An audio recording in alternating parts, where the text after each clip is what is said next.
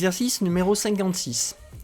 La molécule d'eau est une molécule polaire, car l'atome d'oxygène est plus électronégatif que les atomes d'hydrogène, et en plus, la géométrie de la molécule est coudée.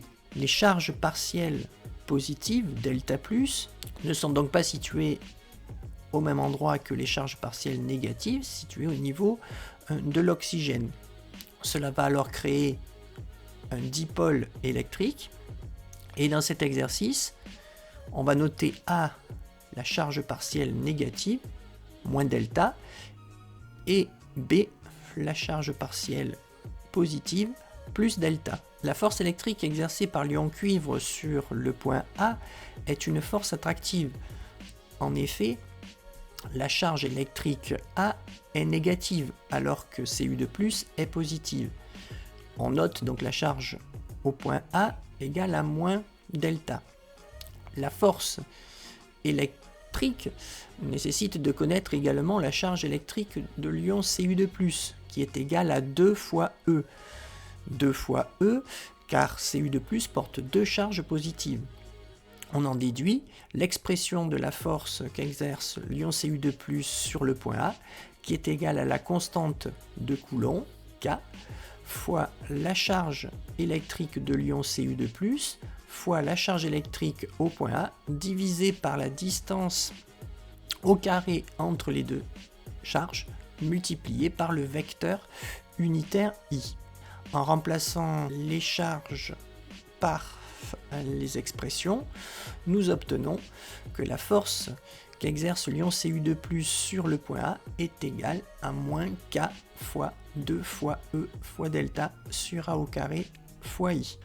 Pour déterminer la valeur de cette force, il suffit de déterminer ici la valeur absolue de cette expression. On remplace par les valeurs données dans le texte, mais il faut faire attention, la distance A est exprimée en nanomètres, il faut donc la convertir, c'est pour cela que nous avons 10 puissance moins 9 mètres, et il ne faut pas oublier d'élever la distance au carré.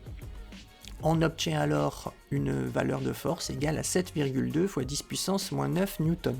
La force qu'exerce l'ion Cu2+ sur le point B sera répulsive. En effet, au point B, la charge électrique, elle est positive. L'expression alors de cette force sera égale à K fois la charge électrique de l'ion Cu2+ fois la charge électrique au point B divisé par la distance entre les deux ions au carré, fois le vecteur unitaire I, fixé ici dans l'exercice. En remplaçant les charges par leur expression, on obtient alors que la force exercée par l'ion Cu2+ sur le point B est égale à la constante de Coulomb fois 2 fois la charge électrique élémentaire fois delta sur la distance entre Cu2+ et B au carré fois le vecteur I. On peut également donc calculer cette valeur, comme tout à l'heure, faire attention aux unités. La valeur de B est donnée en nanomètres, donc on n'oublie pas 2 mètres 10 puissance moins 9 mètres, et d'élever le tout au carré. On obtient alors une valeur égale à 4,3 fois 10 puissance moins 9 mètres.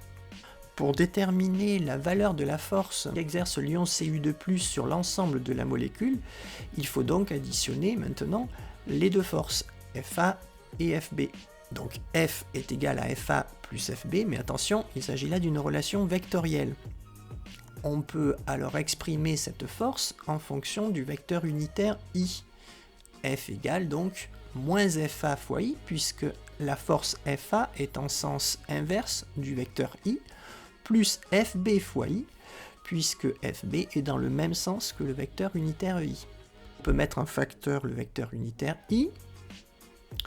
On détermine la valeur de la force en prenant la valeur absolue de la différence. On trouve une force de 2,9 fois 10 puissance moins 9 newtons.